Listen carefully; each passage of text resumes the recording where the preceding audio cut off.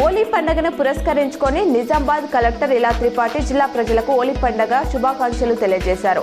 రాగద్వేషాలకు అతీతంగా అందరినీ ఒకచోట చేర్చే ఈ హోలీ వేడుక ప్రజలందరి జీవితాలలో సంతోషపు వెలుగులు నింపాలని ఆకాంక్షించారు.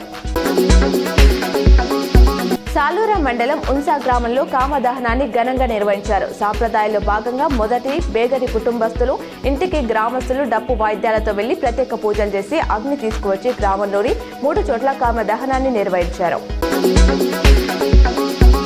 నిజామాబాద్ జిల్లా పోలీస్ ప్రధాన కార్యాలయంలో సోమవారం నిర్వహించిన ప్రజావాణి కార్యక్రమంలో ప్రజల నుంచి 34 ఫిర్యాదులను సిపి సాయి చైతన్య స్వీకరించారు.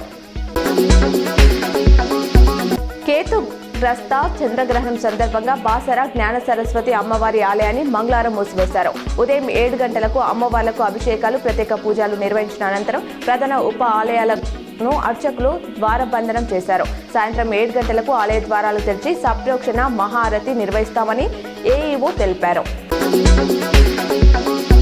ఈ రోజు సంపూర్ణ చంద్రగ్రహణం మధ్యాహ్నం 3:20 ప్రారంభం కానుంది. అయితే మన దేశంలో ఈ గ్రహణం చివరి దశలో ఉన్నప్పుడే కనిపిస్తుంది.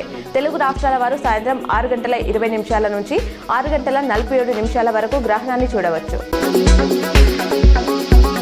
నిజామాబాద్లో డ్రంక్ అండ్ డ్రైవ్ లో పట్టుబడిన ఇద్దరికి ఒక్కొక్కరికి వారం రోజుల చొప్పున జైలు శిక్ష విధిస్తూ Nizamabad special judicial magistrate Ahmed Moinuddin సోమవారం తీర్పు వెల్లడించారని నిజామాబాద్ ట్రాఫిక్ సిఐ పబ్బా ప్రసాద్ తెలిపారు.